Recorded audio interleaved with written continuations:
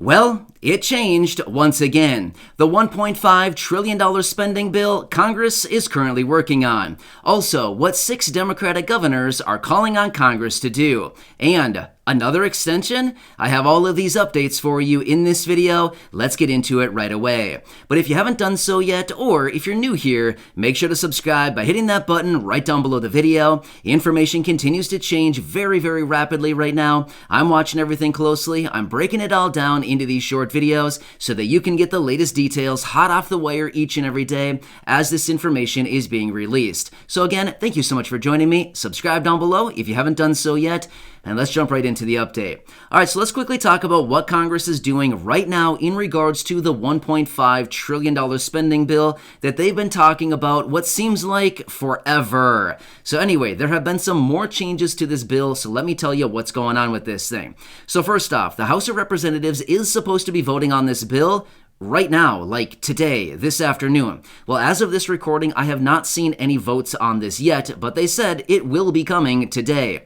So they're going to be voting on the big $1.5 trillion bill, and at the same time, they're going to be voting on a continuing resolution for a 4-day patch, which would bring them over to March 15th, which is Tuesday of next week, because they are not confident that they're going to get this thing completely done by Friday. So, kind of interesting, right? Yeah, anyway. So now this will go over to the Senate once it passes through the House of Representatives, provided it actually passes. Then it will go over to the Senate, and they'll be voting on it on Friday to avert a government shutdown literally hours before the actual event would happen. So, of course, it would need to then be signed into law by the president. However, they're still going to be voting on and passing that 4-day patch to bring them out until Tuesday of next week, which happens to be the 15th of March. So, anyway, I'll keep you posted on that as we do get more votes that come in today and what actually happens with it. Now, at the same time, there have been a few changes to this thing. As I mentioned yesterday, there was a few different billions of dollars in there for Ukraine, and there was also some money in there for COVID. Well, here's what happened. They bumped up the Ukraine funding up to $14 billion, and the $15 billion that was supposed to be in there for COVID, it's gone. They took it out. They took it out of there. So that is not stimulus money, but rather it was for like COVID testing, treatments, vaccines, all kinds of stuff like preparedness. So that's all it was for. Anyway, so that money's coming out of there. Nancy Pelosi was pretty bummed about it, but either way, they took it out of there, and they hope to actually revisit that at some point and repass some extra billions of dollars for COVID going forward. So anyway, I'll keep you posted on that as we do get more details, but that is what's happening as of right now, and the House of Representatives should be working on it literally right now as we speak. Again, I'll keep you posted. All right, so let's quickly talk about some other things that are going on here in the United States as well. So first off, we've been talking a lot about oil prices. I promise, I'm not going to make this very long. I know a lot of you have been saying oil prices again. Yeah, let me tell you about this though really quickly. So earlier this morning, we hit a new national average high record, $4.25 per gallon. In fact, I released a little short video a few hours ago talking about that. But at the same time, oil prices cratered today by 12% or about $15 to just under $110 per barrel. So that's actually a pretty good thing. However, here's where the catch is. It has not been reflected in gas prices quite yet. How convenient, right? Pretty convenient how that works. Oil prices go straight up and gas prices follow very quickly thereafter. Oil prices go straight down and gas prices for some reason stay elevated? Wait, I'm confused. Aren't they supposed to come down too? Yeah, anyway, just wanted to point that out for you. But anyway, hopefully gas prices will also come down a little bit as a result of oil coming down too. But as you can see here, the market is incredibly volatile right now. Yeah, it's just very volatile. Prices are all over the place. I mean, we're seeing massive jumps all over the place. 8% the other day, 3%, 12%. I mean, seriously, these are huge moves for oil. So anyway, by default, it is kind of a volatile market anyway, but seriously, these are huge moves when it comes to oil pricing. But anyway, just wanted to keep you posted on that. Of course, as we see any reflection in the gas prices, of course, I'll continue to keep you posted, but looks like we're still sitting solidly in $4 range or thereabouts, or above, I mean. So yeah, hopefully that'll come down sometime relatively soon. All right, so let's quickly talk about this potential extension that I said at the beginning of the video. So for any of you who have student loans, remember this, how since early 2020, so about 2 years ago, the federal student loan payments were deferred, as in they were put on halt and they basically said, you don't owe us anything until we reinstate these payments. Well, as of right now, the payments are supposed to go back into effect, as in you're supposed to start paying once again, starting on May 1st. Well, guess what? They're talking about, once again, extending these payments out again. I have not seen a timeline as far as how long the extension would be, but I've seen a few different reports coming out right now talking about the administration, considering the current turmoil and the current global conflict and everything else going on right now with inflation and gas prices and stuff like that, they've talked about possibly pausing student loan payments once again for another extended period of time. I'm not sure how long that would be. This last time it was 90, was it 90 days? It was either 90 or 60 days. I apologize, I forget exactly what it is, but it was one of those two times, 60 or 90 days. So either way, if they do it again, I would imagine it's probably going to be another, probably 60 or 90 days. So maybe that'll take us out to, say, July 1st or thereabout, July, maybe August, something like that. Again, just kind of throwing some dates out there. I don't know what it's going to be quite yet, but the speculation is those payments probably will be on pause once again beyond the May payment deadline, or when they're supposed to resume anyway. So I'll keep you posted on that as I do get more details. Next, let's quickly talk about what these 6 Democratic governors are calling on Congress to do right now. Now, this is not an original idea. We've actually seen multiple lawmakers out there talking about this, and now we have 6 Democratic governors who are also jumping on the bandwagon here. They are calling on them to suspend the federal gas tax, which just so happens to be 18.4 cents per gallon. So, here's what it comes down to.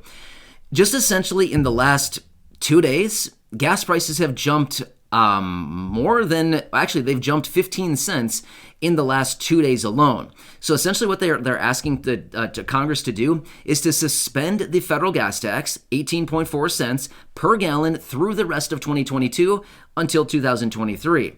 So yes, it's a nice gesture. It sure would help a lot, but at the same time, it's only 18 cents per gallon. And don't get me wrong, I'm not trying to say that it doesn't count. It certainly counts right now. Every penny counts right now. But realistically, the example that I just gave you is essentially they want to cut out 18 cents of a gas tax, which who wants to pay that? Probably nobody. But the point is, they're talking about taking out 18 cents, but yet in the last 2 days alone, the national average has jumped by 15 cents. So basically, all of their efforts would be evaporated in essentially 2 days. Get what I'm saying? Yeah, so anyway, just kind of an interesting point. We'll have to see what they actually do there.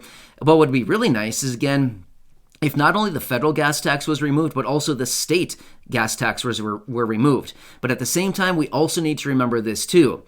The federal government and states, they are in the business of tax collection. I mean, let's be real. These are businesses. I know that they operate as governments, but realistically, it's a big business. How do they get their revenues? What do they do for sales and revenue to bring in that revenue? Well, it's taxation. That's how they get their revenues. So if they remove a federal gas tax or a state gas tax, something like that, to help us at the gas pump, that's going to be a lot of tax revenues that they are not going to be bringing in. The point is, they're still going to need to get that money from us somewhere. So maybe they're going to raise a different tax. Maybe they're going to implement a new tax. They're going to do something to get that money. There's just no way that they're going to repeal the tax and then not get that revenue. They need that money. They want that money. They need that money. So they will get it out of us somehow. So they might look like heroes by removing the federal gas tax, but at the end of the day, they're just going to give it back to, or they're going to get it back from us some way, some shape, somehow. They're going to get it back from us. So yeah, it's a nice gesture, but at the end of the day, they're going to stick it to us. I mean, seriously, let's just be real with ourselves. I think all of us know how the system works, right? They take with one hand, or they give with one hand, and they take it all away with the other. I mean, we see this with other programs out there, like Social Security and the COLA, things like this. We've talked about it many, many times here on the channel. They give you a COLA, and then they take it all away by reducing other benefits, right? That's just one example. So anyway, we've seen it many, many times. We know how the system works. I don't think any of us are fools when it comes to this. We know, we're very aware of how this works, right? So anyway, just wanted to throw that out there.